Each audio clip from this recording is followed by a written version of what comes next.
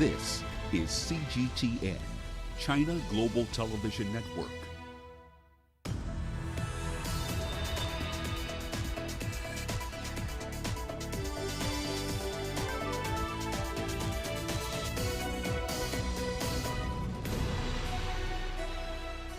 Hello there and welcome to Global Business Africa. We'll be giving you insight into Africa's business and financial markets. I'm Uche Okoronkwo, coming to you from Kenya's capital, Nairobi. Let's start with a look at the markets. Now, global markets were lifted by a bounce in tech shares today. Focus, of course, remains on Europe, where rising COVID-19 cases are causing concern about fresh lockdowns over the Christmas period. Now, across emerging markets, stocks broke a six-session losing run on the back of a small pullback in the dollar from a 17-month high. We saw MSCI's index of emerging market stocks rising 0.1% on the day. That's after losing almost 3% over the last six sessions. Now, also coming up on today's show, a new variant of the coronavirus, dubbed super variant, identified in Southern Africa. Zimbabwe aims at a lower budget deficit in next year's spending plan. And we look at the hand that is leading girls into taking up computer technical skills in Tanzania. And we start off the show today in South Africa, where scientists have detected a new COVID-19 variant with multiple mutations. They're blaming it for a surge in infections. The variant, which goes by the scientific lineage number B11529, has been detected in Botswana and among some travelers from South Africa.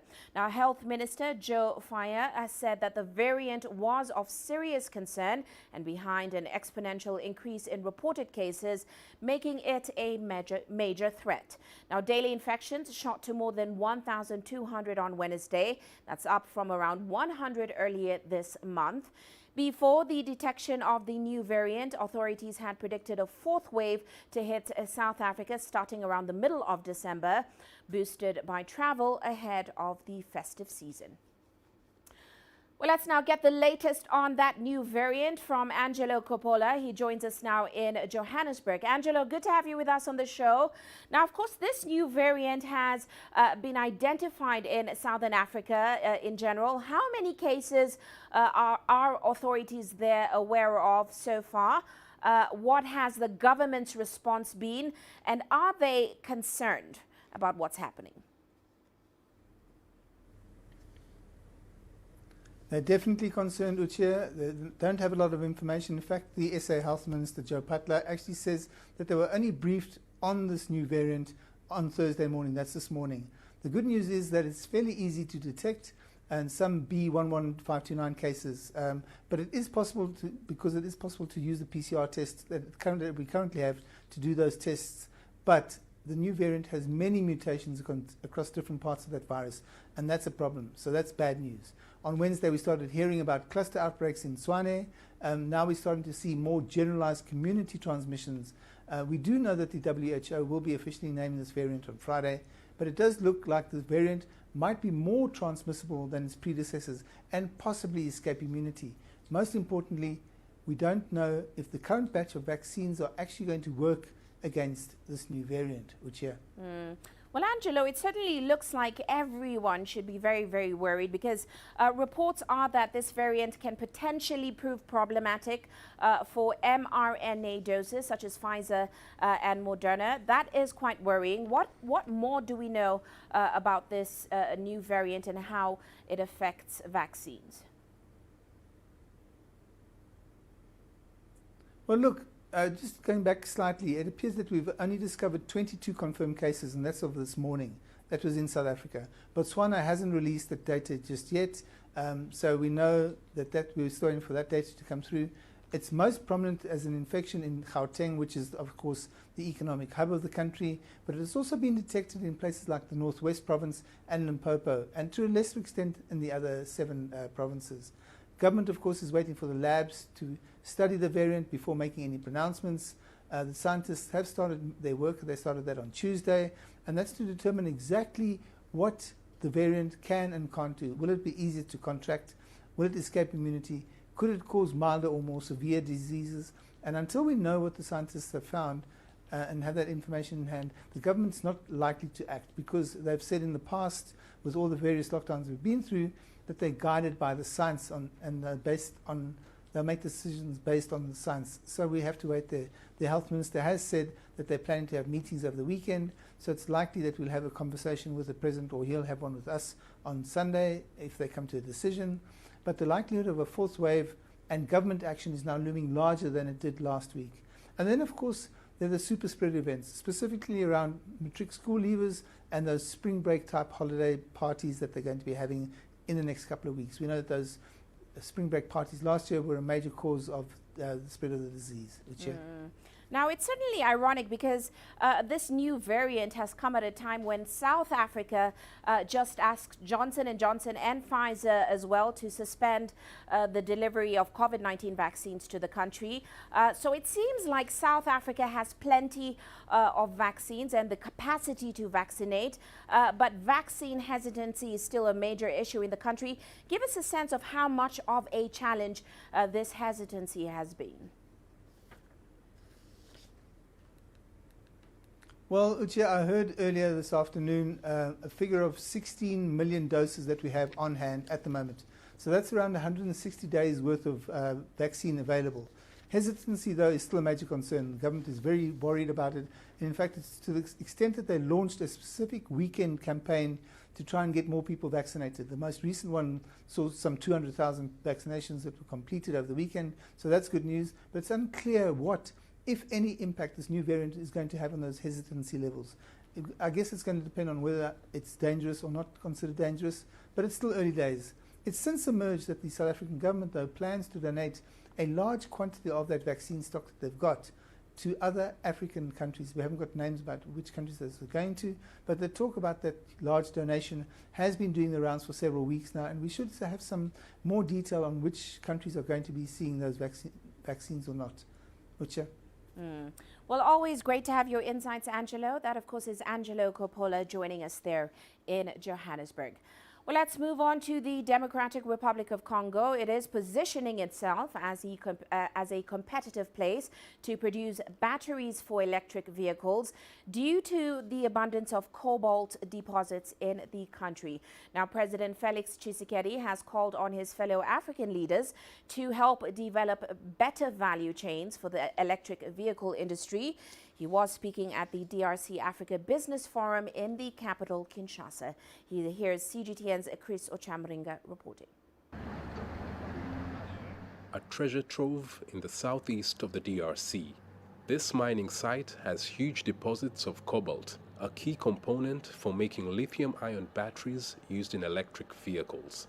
But most of the cobalt is exported in raw form to foreign countries. African leaders meeting at the DRC Africa Business Forum in Kinshasa are pushing for the continent to have a larger share of the electric vehicle value chain. I would like to invite my African counterparts to seize the opportunity to build the battery industry together. The market for electric vehicles is projected to represent $8 trillion by 2025 and $46 trillion by 2050. The leaders also discussed renewable energy and the promotion of trade in the continent.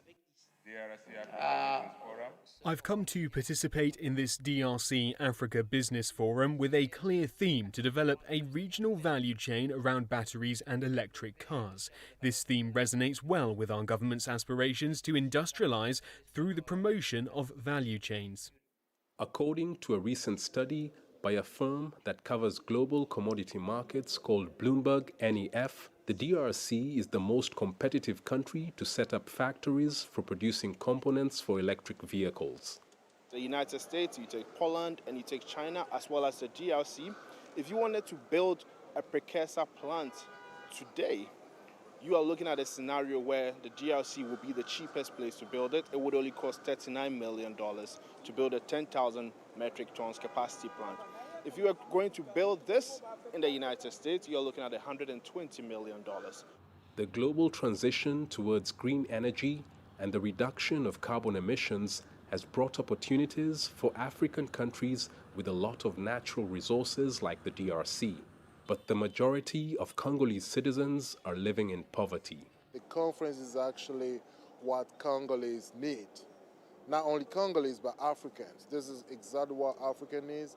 And Congo is a good country because, where geographically Congo is located. It's just in the center of the country, on the continent. And also, Congo has so many minerals and so many resources. So Congo can actually play a big role in pushing all Africa. So that's basically what I learned here, and I'm so glad to be here.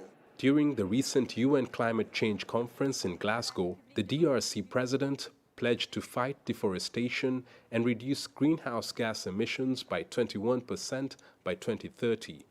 The fight against climate change has led to an increase in the extraction of cobalt in the DRC to meet the growing demand for electric vehicles. But a recent spike in rebel attacks in the country's east could scare away investors who have been bringing in much-needed revenue into the country. Chris Sochamringa, CGTN, Kinshasa, Democratic Republic of Congo.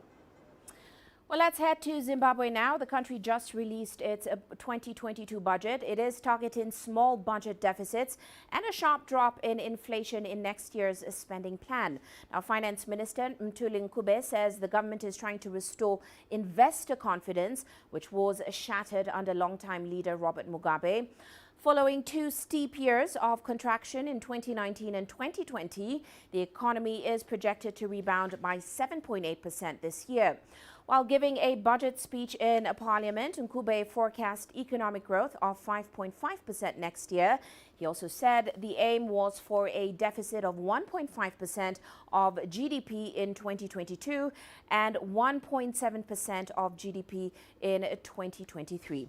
Now, on the average annual inflation, he expects a drop from 94.6% in 2021 to 32.6% next year and 17.5% in 2023. The minister, however, said that the government will not resort to financing the deficit by printing money, as of course happened under Mugabe. Well, let's delve further into that budget with our correspondent in Zimbabwe. Farai Mwakutuya now joins us in Harare. Farai, great to have you with us. Now, certainly for the average Zimbabwean, the expectation today was a budget that helps cushion the most vulnerable from inflation and, of course, the effects of the pandemic, but at the same time balance the need for sustainable growth in the country. So give us a sense, what were the key takeaways from today's budget announcement? Did it fulfill those needs?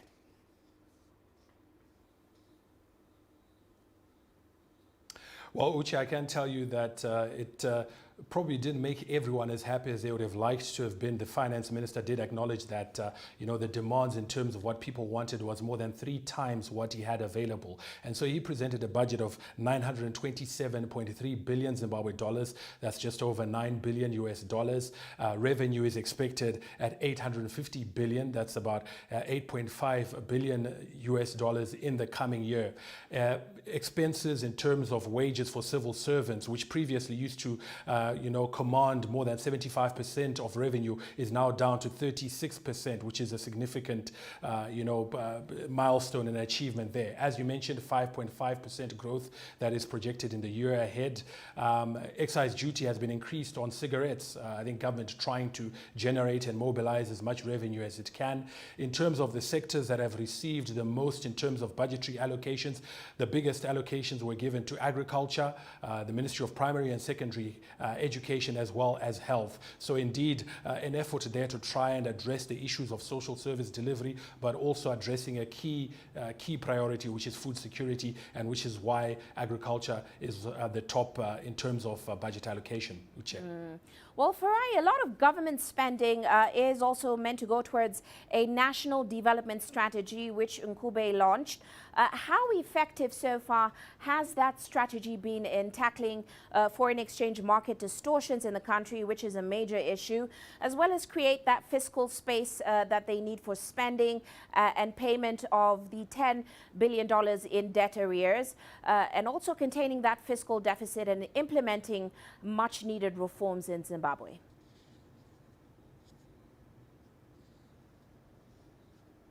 Indeed, the National Development Strategy, I think, is the main strategy that is guiding all government policy at this point in time, and indeed this budget. It has made some headway in terms of, reducing or lowering inflation, which had gone up to record highs. It has now come down, although it's starting, there's more pressure being applied now, but certainly there has been progress in terms of lowering that inflation figure. Until recently, again, a lot of progress made in terms of reining in government expenditure, in terms of bringing in that fiscal discipline, stabilizing the official exchange rate, yes, but I think there is a huge disparity between the official exchange rate and the parallel market rate, and I think now certainly a lot of market players are calling for a more market-driven way of discovering the price or the exchange rate, I think that's why we're starting to see the disparity and the challenges in terms of pricing and inflationary pressure being reapplied. So the NDS has made some progress, but there are still some headwinds. There's still some downside risks, particularly in terms of inflation, more inflationary pressures. Also, the minister acknowledged that global oil prices may also have an impact in terms of the local economy, and obviously, as you mentioned, the exchange rate. The official rate hasn't moved much, and people would like to see that move. There is a feeling that it is being pegged, it is being managed and kept at a certain level, and people would like to see it more determined more by the market as opposed to it being controlled. Well, we do have to leave it there, Farai, but many thanks for that great update. That is Farai Mwakutuya joining us there in Harare, Zimbabwe.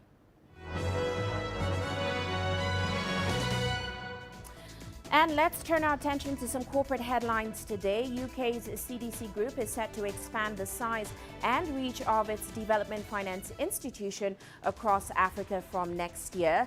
Now, the group plans to invest an estimated $2.7 billion per annum from January 1st until the end of 2026. Its infrastructure investee partners include Kwamba in Mozambique, Benban Solar Park in Egypt, Malindi Solar Group in East Africa, and Liquid Telecom, which is the largest independent fiber and cloud provider in Africa. Meanwhile, shares in Vivo Energy have soared as much as a quarter this Thursday. That's after the firm announced it had received a buyout offer from Vitol. The offer was valued at $2.3 billion, and the offer of $1.85 per share represents a 30.6% premium to the group's average share price in the month before the announcement. The news sent Vivo shares up as much as 25.6%, on track for the stock's best day in about 20 months on the JSE. Meanwhile, Kenya Airways has entered a partnership with the Kenya Tourism Board to promote Kenya as a tourist destination across 41 destinations. The partnership involves a branding of 2 KQ aircrafts with imagery of the last 2 northern white rhinos in the world at Olepejeta Conservancy, the elephant, tuskers and lions from Amboseli National Park and the Tsavo National Park. And finally, Uber drivers blocked the main street leading from the European institutions to the center of Brussels on Thursday. This comes amid concerns over a court ruling that will see their activities halted from Friday, November 26. The court ruled that a 2015 ban on private individuals offering taxi services also applies to professional drivers, and the company said it will cease operations in Brussels. And that is a look at our corporate headlines.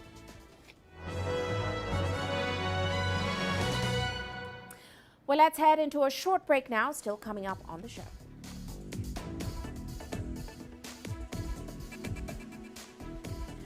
Nigeria to sanction employers who fail to comply with minimum wage requirements. And South Africa aims at its manufacturing sector in its economic recovery efforts.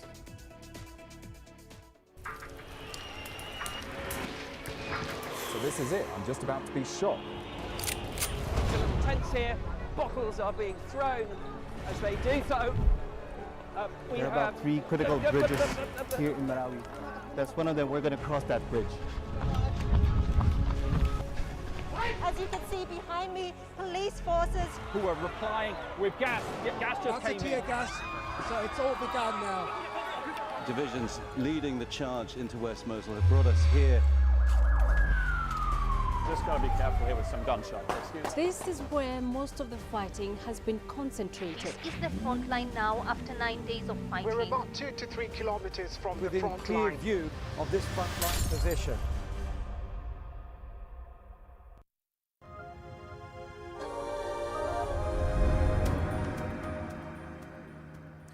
Welcome back. Well, let's head to Nigeria now. The country is set to commence sanctioning employers who have failed to comply with a minimum wage increase that became law 2 years ago. Now, the government raised Nigeria's minimum wage to about $70, but only a few public and private employers have implemented the new remuneration. Here's CGTN's Kelechi Emekalam reporting. Obed Galadima is a cleaner in a local cleaning firm in Nigeria's capital, Abuja. The 20-year-old works an average 10 hours daily, but only earns a monthly salary of 20,000 naira, which is equivalent to about $48. The amount is far below the minimum wage and barely enough to cater for his basic needs. That's why he's pleased with government's plan to enforce the minimum wage law. If the government enforces this minimum wage, now I'd be able to save something small and send some to my family, because 20,000 naira isn't sustainable by the time I take out my transportation, feeding and other expenditure. Nigeria's minimum wage was pegged at $40 monthly until 2019, when the government adopted $70 as the new minimum wage. The National Labour Union is, however, worried that some state governments and private employers have yet to comply with the law. The union sees government's move as a step in the right direction. It has only been the Nigerian Labour Congress pushing for the full implementation, but ordinarily, it's a law of the Federation. The minimum wage is an act. It's not an award, which means anybody who is not implementing the minimum wage is running foul of the law of the land. Though a welcome development, analysts doubt that the uniform minimum wage across board is achievable. A state that is not collecting equal allocations, states that are not collecting equal allocation will find it difficult to pay equal minimum wage. States that are not generating equal internal generated revenue will find it difficult to pay equal minimum wage. As long as we are unable to create wealth and generate significant and enough money, it will be difficult for them to have a good argument in terms of what they should be paid. Many Nigerians are grappling with the high cost of living amid the disruptions caused by the COVID-19 pandemic. The state-owned statistics agency reports that about 83 million people, that's 40% of Nigerians, live in poverty. That's why the federal government wants to ensure that the law which protects workers' earnings is upheld.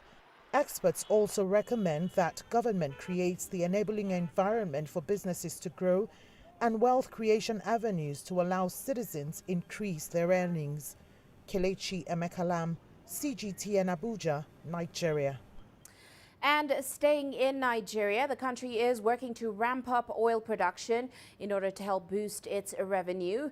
Nigeria's Upstream Petroleum Regulatory Commission says that it plans to attract more investments into the sector in order to boost production, which has in recent months been below the budgetary benchmark. Here's CGTN's Deji Bademosi with the details. Nigeria's current oil production stands at about 1.6 million barrels a day, which is just about its OPEC quota. In fact, for several months this year, the production level had even been far less. However, the government believes the country can pump far more oil than it is currently doing. Its budgetary benchmark for this year is 1.86 million barrels per day. For next year, it's 1.88 million barrels. But it's been a very long time since the country ever matched its budget benchmark in reality. A new body now overseeing the country's oil production sector says it is determined to change that. We intend to, basically work towards enhancing our daily production. We intend to actually optimize that, and that is put measures in place to do that in alignment with the IOCs and other producers. we are actually initiating public-private partnership initiative, which we intend to use to curtail, at least to curb, the issue of crude theft, which is impacting negatively on our Federation revenue. We intend equally to ensure full digitization of the upstream activities in a manner that the nation will have advantage of monitoring on real-time basis. That is the activities of the upstream. Recent data from the country's National Petroleum Corporation, NNPC, indicates investment in the country's petroleum industry is now down by 30%. The government recently promulgated a new law to govern the industry in the hope it would attract new and more investments. But experts fear the global shift towards renewable energy could make new investments a bit more difficult to come by. And in addition to that is the peculiar security challenge in the country's oil-rich region, which has been a big turnoff. With respect to what government is doing and what government can do, it's just the basic fundamentals, is to make the economics of the investment to be appreciable, to be profitable, to be encouraging for those who are going to invest. It is not that Nigeria is incapable of producing a higher volume. It is the fact that our production is limited by a number of factors. If there are no restive issues, whether it's within the Niger Delta where people blow pipelines and all that, then we should be able to produce whatever amount that we seek to produce. The country's production may suffer a decline as the government has ordered one of the oil companies operating in the Delta region to shut down its oil field over a recent spillage, which is still being addressed. The Santa Barbara oil field, operated by a local oil operator, is reported to have spilled over 100,000 barrels of oil since November 5th when the incident occurred. It's not known exactly how many barrels of oil the platform produces daily, but it is certainly going to have some impact on the country's overall output. Deji Bademasi, CGTN, Lagos. Now, South Africa's government believes it is on the cusp of a potentially great renewal in local manufacturing. The manufacturing sector is the country's second largest employer, but of course it has suffered a number of challenges in recent years. However, the government is sparing no effort to facilitate a revival in the local industry. Here's Sumitra Naidu telling us more. The manufacturing sector has the potential to revive the South African economy and create jobs, which is why the government is refocusing its efforts here. We now have 7 master plans in place.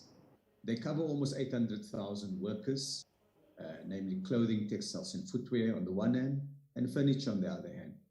2 are in food processing, namely sugar and poultry, and 2 are in largely metal-based industrial sectors of steel and automobile production.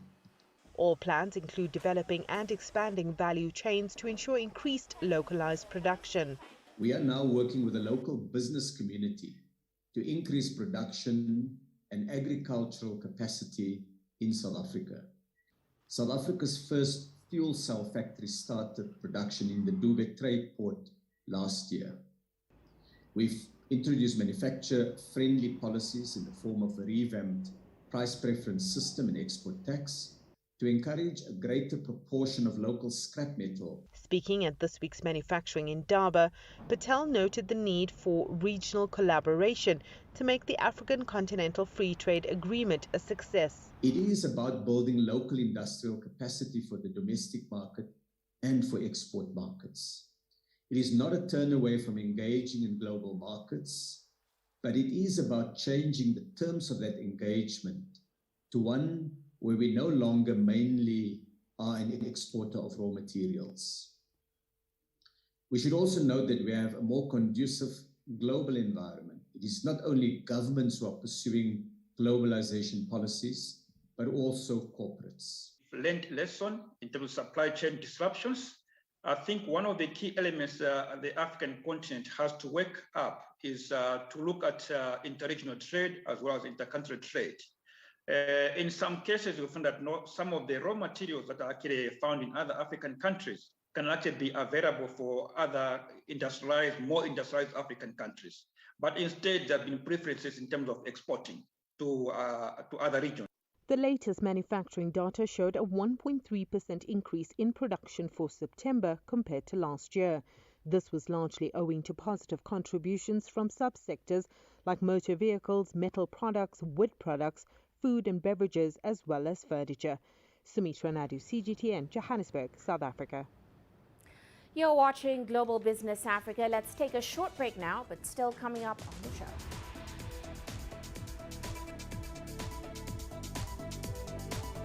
China's military warns that there will be no compromise on issues related to the country's core interests, especially on Taiwan affairs.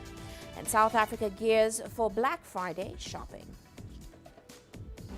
Change is on the horizon. Through the shifting of time, Africa's emerging tech landscape is creating new channels. There's a hunger for local African content globally. Shaped by innovation, carved out by a new generation of digital entrepreneurs, sculpted by a mobile revolution, and trickling down to the most remote corners of the continent. TechSpot is seeking out the new concepts in technology, disrupting Africa's traditional sectors.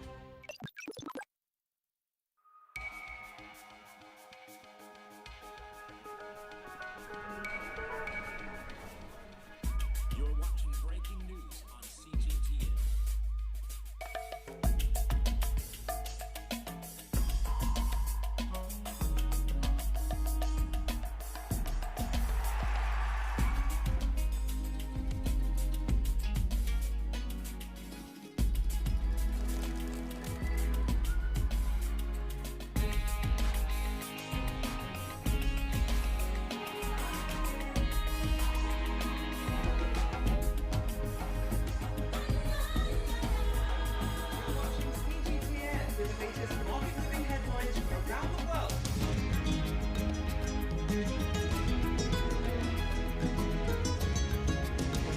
Welcome to the world today on CGTN.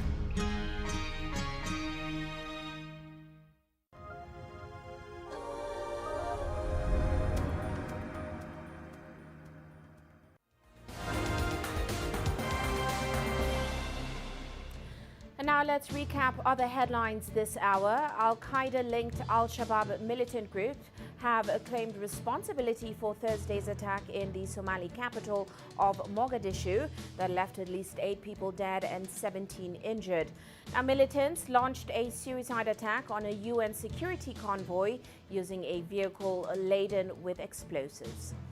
And thousands of Sudanese protesters have staged rallies against a deal struck between General Abdel Fattah al-Burhan and reinstated Prime Minister Abdallah Hamdok. The protesters took to the streets of the capital Khartoum and other cities to mount pressure on the military leaders. Now, the top general seized power and detained Prime Minister Hamdok a month ago. Meanwhile, United Nations Secretary General Antonio Guterres has called for the unconditional and immediate ceasefire to the fighting in Ethiopia.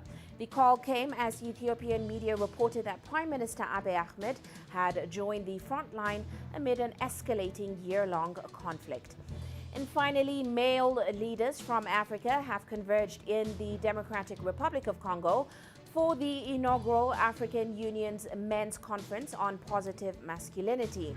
Now, DRC President Felix Tshisekedi is chairing the meeting in his capacity as the chairperson of the AU. The meeting seeks to mobilize commitment and galvanize action by men in leadership to accelerate the prevention and elimination of violence against women and girls in Africa. And that's a recap of other headlines this hour.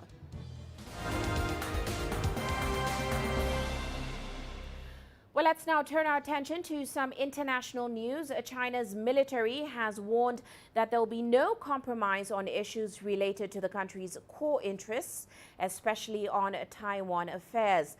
At a daily briefing, the Chinese Defense Ministry says it will like to improve military relations, but it will resolutely defend national interests.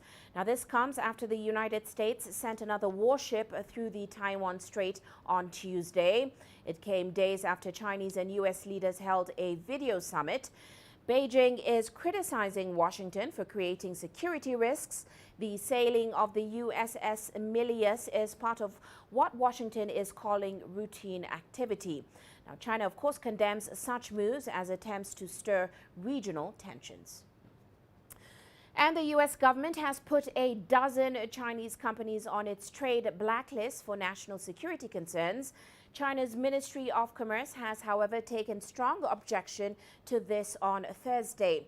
The Commerce Ministry says the new American trade blacklist is against the consensus which was reached by Chinese President Xi Jinping and U.S. President Joe Biden during their meeting last week. The decision to put 12 Chinese firms on the list lacks evidence and will harm global supply chain security. A total of 27 new entities were put on that list from Japan and Singapore as well. Suppliers will now need to apply for a license before they can sell to them in the U.S., which is likely to be denied. And as we head into the holiday season, be warned, some of your favorite liquor might be harder to find in the store. Well, there's been booming demand in the U.S. for booze during the coronavirus pandemic. And amid ongoing supply chain issues, there are some gaps on the shelves, rather. Caroline Malone now goes to check out the situation in Virginia. Customers may have to look a little harder to find their Christmas spirit this year. There are ongoing supply chain issues making it harder to get some types of alcohol onto the shelves. I found what I came in to find and I look overloaded, and gladly it's not all for myself. I'm going to be giving the gift before Thanksgiving this year so they can celebrate the holidays. Alcohol is still a choice gift for some. Happy holidays. In fact, people have been purchasing far more alcohol from stores during the coronavirus pandemic. In volume terms, we saw, I think, a 4% increase in 2020. And typically, we would see about a 2.5% increase. That would be the average. But more importantly, it was what those products were. And they were really the higher priced products, which tend to be in limited supply to begin with. At the same time, the industry is affected by global supply chain issues. 40% of all distilled spirits are imported into the US. Some domestic brands aren't able to get raw materials like glass bottles. And there's a fixed supply of specialist spirits, such as aged whiskies that were put into casks years ago. That's led some states to ration the purchase of certain bottles in short supply to 1 per customer a day. People can check our inventory, so before they go to a store, they can check inventory to see if it's available. We have stood up overnight shipping so that folks can purchase within a 50-mile radius. The silver lining, I guess, on this is it's really accelerated how we do e-commerce and trying to make things accessible to customers and help them continue to feel safe. Overall in Virginia, out of a total of more than 5,000 spirits, less than 200 are out of stock, meaning there are plenty of alternative options. Alcohol industry representatives are keen to emphasise that despite the rise in demand and short supply, there are still thousands of spirits available in the US. And that means that customers should be able to find something to their taste for a merry holiday season after all. Caroline Malone, CGTN, Dulles, Virginia. Now, the global electric car market is heating up, and the US will need to race to catch up with the field. And CGTN's Mark New takes a look at top players in the industry. A record October for electric vehicles in China, with 397,000 EVs produced and 383,000 sold in a single month. I have a gasoline car, but the upkeep costs of a new energy vehicle are half of a gasoline vehicle, and the cost of charging electric vehicles is pretty low. In the U.S., the EV market is also heating up. The U.S. market is as hot as it's ever been, and it shows no signs of abating. We're at about 2 million EVs in the U.S. right now, and it appears that we're moving at about 50% year-over-year growth. Another indicator of the EV craze is the November IPO of EV truck maker Rivian, which is backed by Amazon. Yet to generate any revenue at all, the 12-year-old company is now valued at more than $125 billion, making it the 4th most valuable car company in the world. U.S. President Biden has set a new national goal of 50% of new car sales being EV by 2030. And now with the passing of the $1 trillion infrastructure deal, $7.5 billion is expected to go toward installing EV infrastructure across the country. That will take time and planning, areas where China may have the edge. China's, I think, by all accounts ahead, both in having, I think, done more innovation and trying to think through different models of what charging should look like. Building EV infrastructure in the U.S. is a daunting task because in this case, you've got a big chunk of federal money coming down, but all that money has to be spent at the local level, and the local folks control all of the details. They'll control the permitting, they'll control the hiring means. It's the devil is definitely in the details. Coates says Biden's appointment of former New Orleans Mayor Mitch Landrieu to oversee implementation of the infrastructure plan bodes well for dispersing money through the right local channels. Auto technology analyst Thilo Kozlowski says major investment in the EV space will open the door for job creation and innovation. The market opportunity that if you replace all internal combustion engine vehicles over the next decade with battery-powered vehicles, that is huge. That is similar to the invention of the automobile when horse and carriage were replaced by the automobile. Kozlowski says EV infrastructure is one area where it's vital for the U.S. government to step up its game in order to remain competitive with regions like Europe and Asia. Mark New, CGTN, San Francisco. Now, the 2021 Guangzhou Auto Show is currently underway in southern China's Guangzhou city, with the expo being the last major event for the country's automobile industry this year. There is a visible excitement, as exhibitors from all over the world are showcasing more than 1,000 vehicles. New energy vehicles are taking the limelight this year, and our reporter Huang Fei has more from the expo. Electric coupe concept, electric supercar SUV, high-end cars. Established car giants and upstarts are competing to show off their latest models in 16 halls at the Canton Fair complex, spread over an area of 220,000 square meters. There are nearly 1,020 vehicles on display, the highest in recent years, despite a reduction in the total number of exhibitors. But there is also a bright spot. There has been a steady stream of visitors to the expo, with many of them keen to see and experience the latest green cars on display. I've come to check out the latest new energy vehicles from various companies. I plan to buy an electric vehicle because they're intelligent, environmentally friendly, and gasoline-free. It is also cheaper to power a car with electricity. I want to buy an EV because it's popular and there is now an established charging network across the country. EVs are convenient for commuting and cost less money.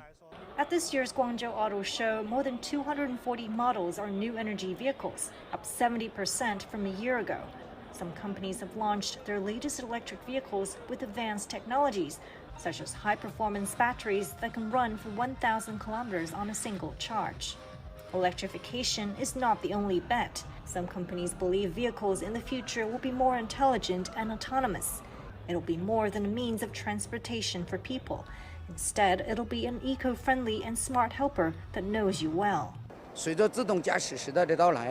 With the advent of the autonomous driving era, a vehicle would not be just a means for transportation. It could be your workplace, resting place, diner, or a self-driving delivery vehicle. Your hands, eyes, and feet will be free so that you can do more things in the car. Vehicles on display at the expo reflect the changing trends in the world's biggest auto market, especially at a time when the entire automobile industry is undergoing a massive transformation. But one thing is becoming increasingly clear. Vehicles of the future will be more electric, autonomous, connected, share, and intelligent. Huang Fei, CGTN, Guangzhou. Now, Black Friday has become one of South Africa's busiest shopping days. An ever-increasing number of local merchants provide lower pricing on a wide range of products. Retailers are now gearing up for the big day this year, despite concerns of fewer shoppers due to COVID-19. Sumitra Naidu with more. South Africans love a good bargain. which is why many save up for the biggest shopping day of the year. But with COVID restrictions, most retailers are now offering deals over a few days to prevent large crowds. We have 4 weeks of deals, and the stock is limited because it's very, very keenly priced. So we've run through 3 weeks in Africa for game, and we are now in the final week, which is the biggest week. We are well versed now in how to handle the COVID-19 pandemic, and our stores has done it for a while now, and will continue to do that even throughout December. Checkers was the first supermarket group to launch Black Friday deals back in 2014. Today, Black Friday has become a retail industry calendar event. However, the excitement over grabbing the best deal has dissipated since COVID. My feeling is they've had a rethink about and re-strategized how Black Friday should be presented to the public. Obviously, COVID must have had an impact as well, because people were probably still reluctant to go out and do their shopping. Retailers have been preparing for months, with some even offering a number of payment alternatives to help those that are short on cash. We've got, for the first time, a 0% lay-by offer. So if some people only get paid on the 31st of the month or the 30th of the month, or they just don't have the finances now and they don't want to lose out on the deal, Amanda. And we'll keep that stock item, no deposit, as long as they pay the first deposit in 30 days. We're not going to be in the shops tomorrow because I know it's going to be crazy, and therefore we started early in the week to do our things. The specials make me very excited, especially when you can buy 2 for the price of 1 and less. I am budgeting 5,000 just in case, just so I can just fill up my house for till next year January. So all my groceries are packed and I'll get myself covered throughout the month of December. Shoppers can also get their specials online, but retailers are pushing to get customers into the store.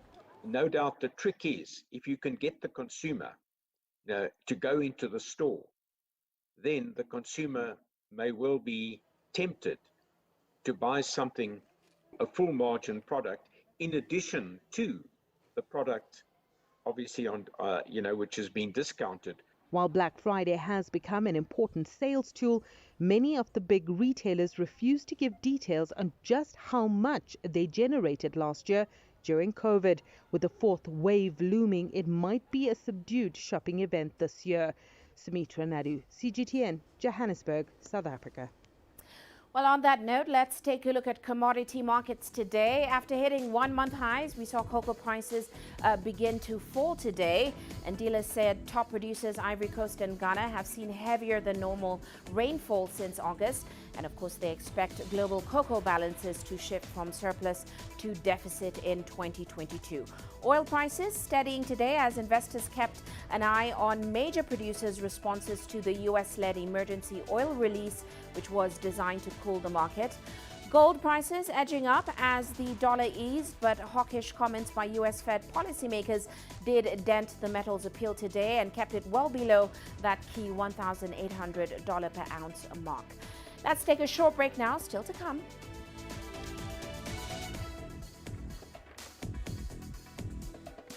We focus on a woman in Tanzania who is challenging girls to take up computer technical skills.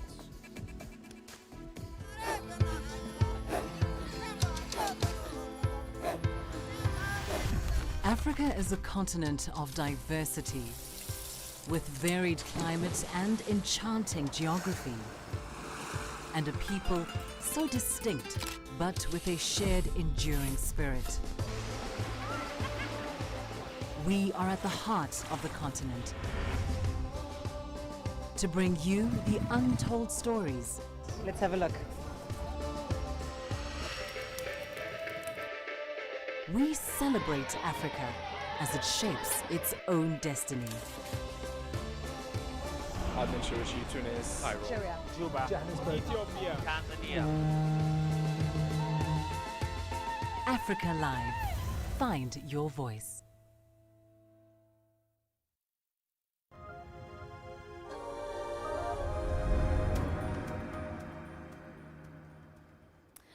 Now, Nigeria's government is imposing strict regulations on its rapidly growing tech space as a way to control cybercrime and misuse of digital innovation.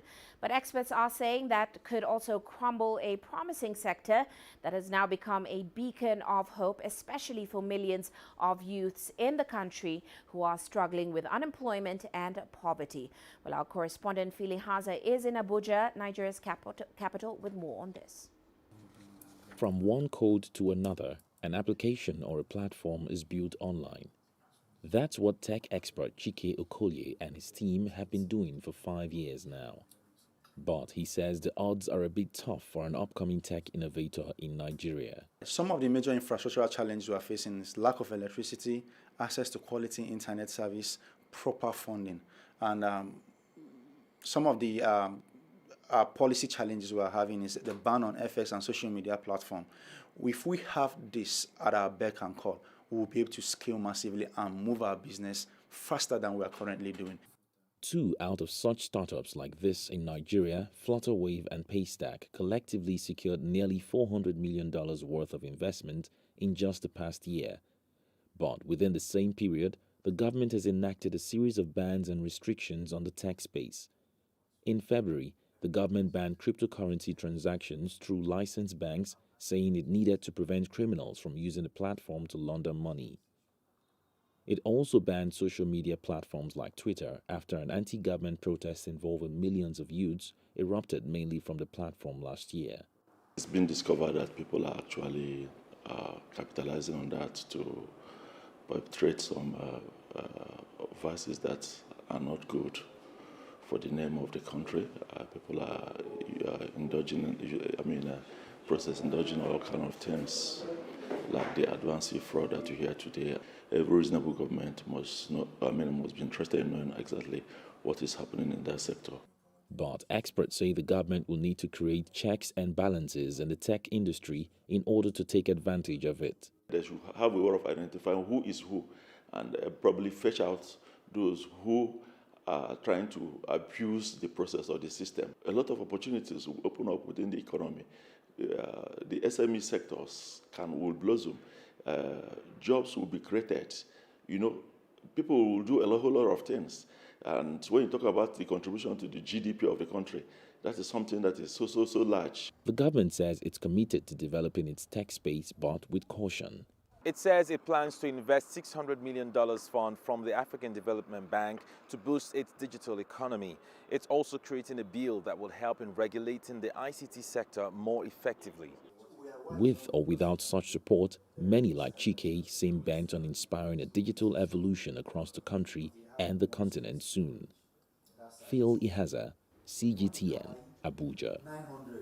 Now, in Tanzania, women hold a mere 25% of tech jobs. Even more shocking is the fact that women and girls comprise just 10% of students earning degrees in computer science, and that's according to government statistics.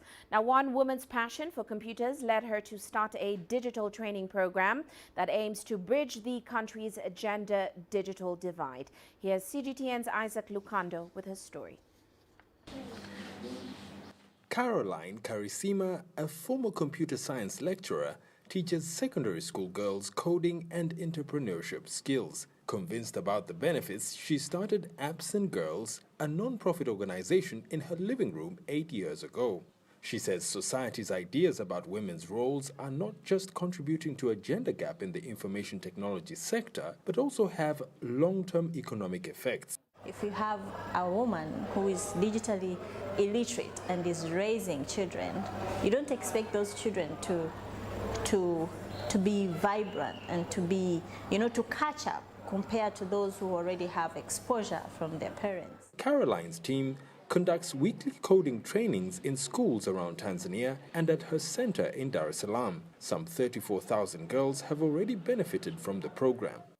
I didn't even know how to use a computer. I learned how to handle one here. I didn't know what to do with a PC, but now I know how to code for websites. I'm teaching more young ladies and teaching more people to come up with amazing business solutions so as to minimize their employment issues. Last year's Afrobarometer report shows that women on the African continent lag behind men by any digital measure, sometimes significantly. In Tanzania, for example, women lag behind in regular internet usage by an average of 13% compared to 21% for men. Close to 55% of Tanzania's small and medium enterprises are owned and run by women. By teaching young girls ICT and entrepreneurship skills, Caroline hopes to ensure that the country's present and future businesses not only survive, but also thrive in the 21st century. With a presence in 14 of the country's 31 regions, Caroline says expanding her organization is not the only challenge she faces. Secondary school girls, they have brilliant ideas, very brilliant, and they create amazing solutions. But the challenge is they don't have funding, they don't have seed income.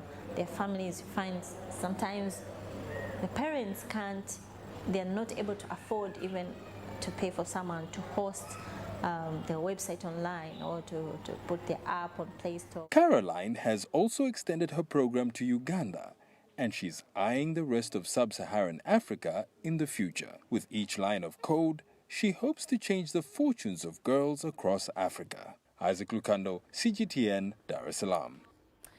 Now, it has been tough going for many small businesses in South Africa, but some have now managed to survive the 21-month lockdown. A business-savvy phytomedicine practitioner managed to start a natural vitamin range when sales of her skincare products slowed down. And business is now booming. Here's CGTN's Julie Shire with more. Futhi Mkhize ran a successful skincare business before South Africa was forced into a COVID-19 lockdown. Consumers cut back on spending, sending sales plummeting. People were losing their jobs. People had to be homebound. So skincare was the last thing that was in our clients' mind. I mean, people were worried about their savings, how long they are going to have money before the country opens and things like that. So we really struggled. Mkhize acted quickly to save her business. South Africans became health conscious during COVID-19. So she created a plant-based vitamins range. Artemisia is a plant. It's a plant that we learned about at the university when I was studying phytomedicine. And what it does is it detoxes the body. It fights all the infections in your body system. I even had medical doctors coming to buy Artemisia and all the vitamins that I started making. Dr. Phyto vitamins have become so popular, Mkhize is now expanding. We're working on going into bigger retail stores now because the demand is so high. We have retained customers, retained patients. We've opened a health shop because of the demand as well in Umlazi. And we are in some of the retail stores in different malls. We want to open up our own health shops throughout the country. Futhi Mkhize is a ray of hope in a gloomy pandemic climate. Small businesses were among the hardest hit during South Africa's marathon lockdown, but Mkhize has managed to keep both her businesses running despite the setbacks. Julie Shara, CGTN, Cape Town, South Africa. Well, before we leave you today, a quick look at Africa's currencies. South Africa's rand recovering from a one-year low, but it did trade flat today as we saw the dollar trading near a 16-month high. Of course, after investors bet that the U.S. Fed will tighten monetary policy faster than its peers. Meanwhile, Kenya's shilling ceding further ground to the dollar, trading at a new low amid the end of month demand for dollars from importers, even as we see supply remaining low. Well, that's it for this edition of Global Business Africa. Remember, you can send your feedback to the contacts on your screen. You can also follow us on our various digital media platforms. From me, Uche Okoronkwo, and of course the rest of the team, thanks for watching.